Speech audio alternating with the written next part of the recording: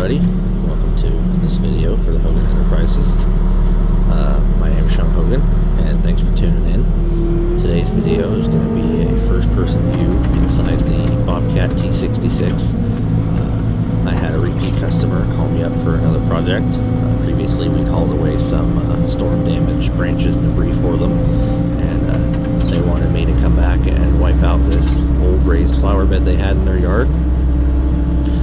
Typically this is a little small for what we normally do, but basically for us, as long as the equipment can get access and do what it needs to do, we'll take on the job. So we went back to this customer's house and figured out we were able to get the Bobcat into their backyard, as you can see, and we were able to make the project happen.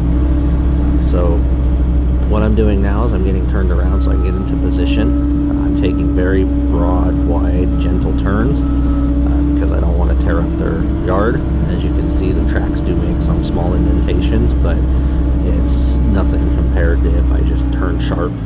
Track machines can tear the ground up very easily if you turn too abruptly with them. So it's much better to take the broad, gentle turns, and that avoids tearing up the ground. There was something in the way. I had to hop out, so I paused the video there for that little clip. But we're back now, and I noticed when I started getting into this, as you can see, that someone had laid fabric under the dirt. It's a pretty common practice to prevent weeds from growing up into your flower beds.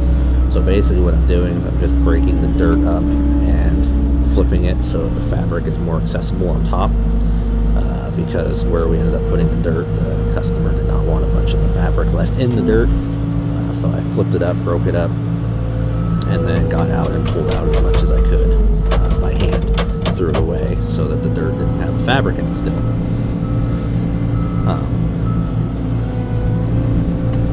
So basically the customer, at the end of the final product they want this to be a leveled off, slicked off area. I think they're going to put in different style and new version of raised flower beds, garden beds here.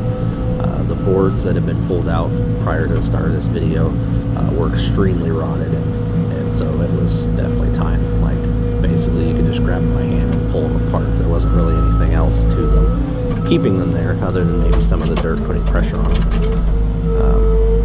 So I'm working it from this side first because the customer wanted this dirt placed in another spot in the yard. You'll see here in a minute, and that was the easiest way for me to access both the raised flower bed and the area where they want it without doing a bunch of turning and maneuvering. The entrance to the egress to get into the yard is actually what you see straight ahead there going down the side of that fence. So I basically had to come in and do a 360 to get in position. Nice gentle wide turns, and this little area that's bordered off is where they wanted the dirt. They wanted that filled up and leveled off. So that's what we're doing. One thing I don't show is after I've placed the dirt, I go back through it again, pull out more of the fabric, and then using a metal rake, level it out and make it flush and look pretty. Basically what I'm trying to do here is to keep the fabric as close to the top as I can so I can see it and grab it, and then also sprinkle small amounts of dirt at a time to kind of spread it out and to also control how much is there, because I don't want to dump a big pile there and then have to try and maneuver it or manipulate it again. These machines are amazing for doing this kind of work. The amount of precision, the amount of the amount of precision and how easy it is to be precise and get the exact finish and the exact thing that you're going for with these machines is unmatched, in my opinion. Prior to the Bobcat, we had a tractor with a loader on it, and while that can do it, it takes a lot more skill, a lot more finesse, and a lot more kind of just knowing what's happening, because you can't see because the loader's out in front of you, in front of the tractor, and when it's on the ground it's almost impossible. But with this machine, the bucket is literally right there in front of you. This camera is sitting on my chest right now, so basically that's the view you get. It's just right there, and it's so much easier. Definitely the best investment we've made so far for equipment in the business, and the fact that you can put so many different attachments on it. They're extremely versatile, and yeah, they're just overall great machines. People were asking for some point of view videos, so this is one of them. We did this job just a couple weeks ago, so I figured I'd do a point of view video on it because I was there by myself. I didn't have Ashley or Bud or anybody with me. They were off doing other things. They were busy, so I did this one on my own. So this worked out, so I could still get some content without having to have somebody else there to take video or pictures. I did do some pictures. There have been posts made. Obviously, this is on YouTube. I'll probably do some snips of this and do it on TikTok. So yeah, we're just moving the dirt, getting it over to where the customer wanted it, and like I said, trying to keep as much of the fabric out and on top and easy to get to as I can, so that I can keep it out of there for the future. And I mean, one of the things that's nice about this too is because it has an enclosed cab, it's very quiet. If it's cold, you got a heater. If it's hot, you have AC. It's just been phenomenal. That summertime, it's great for doing the hay work in the fields and getting the bales, because you're not having to be in the heat and also having to deal with all the dust. The machine, keeps the dust and everything out. The cab is actually pressurized, so like if you have the fan or the AC or something going and you try to shut the front door, it does take some effort. Versus if the window's cracked, basically just the same principle as your car.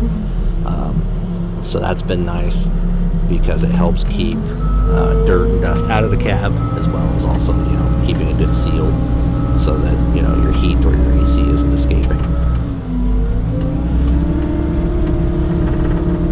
So I think that was when I decided to. I think that's when I got out. I paused, I raked, did the dirt. So the rest of the dirt the customer wants just off to the right there, in that little dead spot, kind of where that yellow wheelbarrow is. So that's where we're going next. But to do that, I got to reposition to the other direction so that I can then work.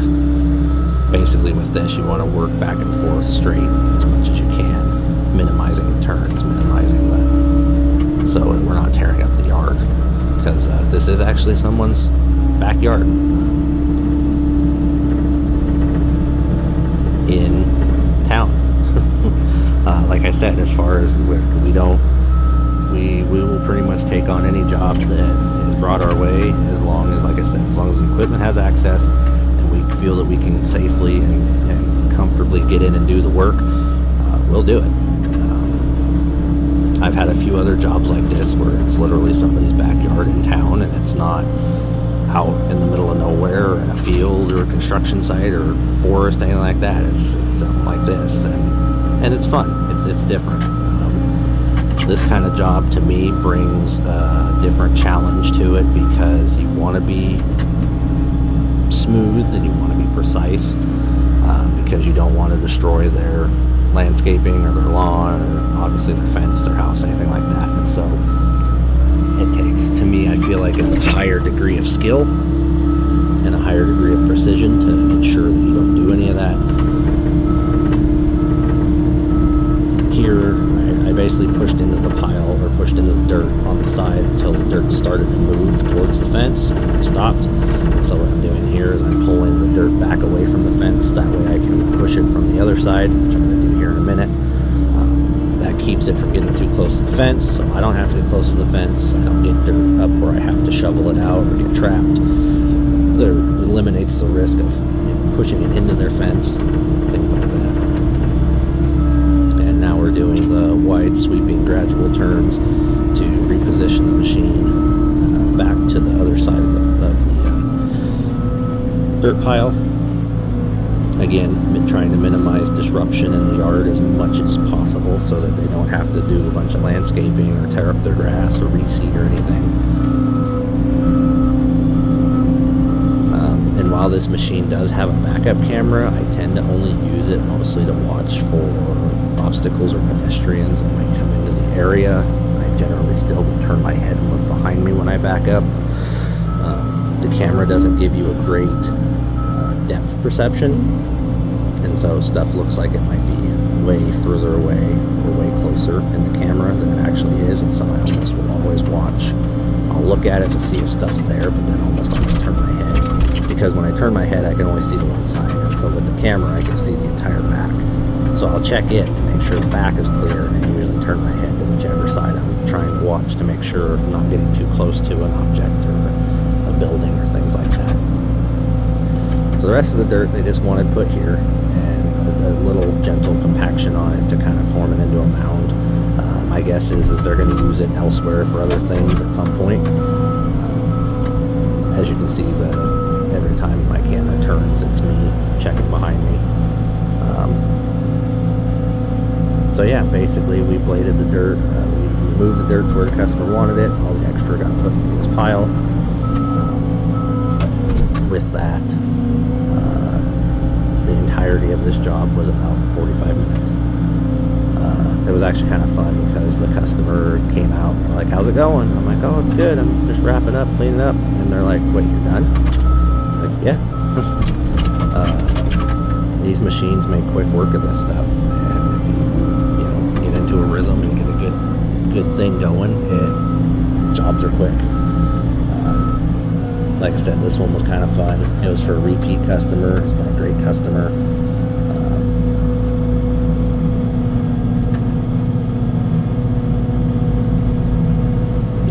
So this was good, and we're just getting the last bits of the dirt scraped up. I did my best to make sure I pulled up the fabric so that what you're seeing now is actually the dirt under the fabric. That way there's no fabric there for them to have to fight with. And basically it just gives them a clean slate in that spot for whatever they want to do in the future. With these machines, unless you have a backstop, it is impossible to get 100% of the dirt into your bucket.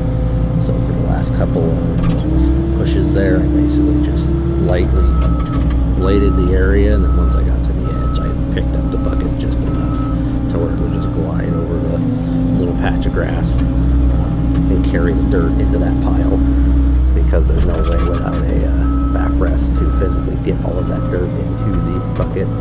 As you can see there, it started building up, and then I pulled it up, and then it just carried it, and now we're dumping it.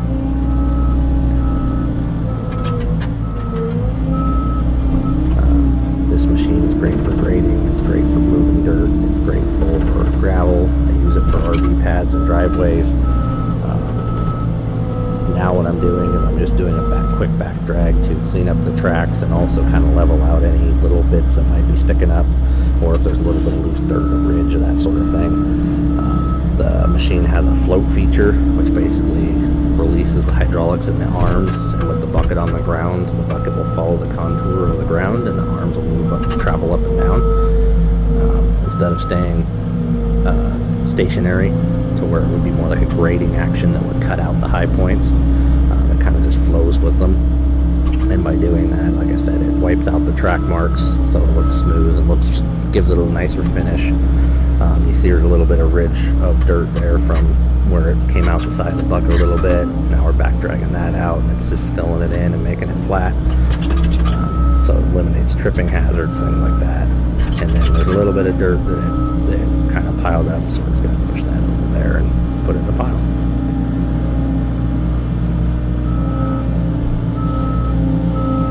I would say that Bobcat, from where they started to where they are now, have come a long way. I had the farm I grew up on had these Bobcats as machines when I was a kid, and they didn't do half of the things that this machine can do now. So the amount of work and the type of work and the quality of work that you can do with these is astounding and amazing and awesome. Way more than what it could be, say, 20 years ago. The biggest feature that this one has that the ones growing up didn't have is that float feature, which allowed you to back drag and level out little imperfections and kind of clean up the loose material. So you see there how you can see all the track marks, and there's some dirt that's kind of ridged up there. So I'm going to do the back drag clean up float thing, and you can see now it's smoothed it out. It's wiped the tracks out. It's wiped the dirt, the ridge out. It kind of fills in the low areas and takes out the high areas a little bit. Not aggressively, which you don't want. So if you did it aggressively, then you'd be tearing up more material especially, you especially just want to take just enough to get back to the surface. So yeah, if you've watched this video and enjoyed it, like, subscribe, share it with your friends. That would be great. I'm still trying to get the word out, get more views and likes and followers on not just YouTube, but all my socials. I know there are people that make lots of money by being monetized through YouTube, and that's one of my goals. So then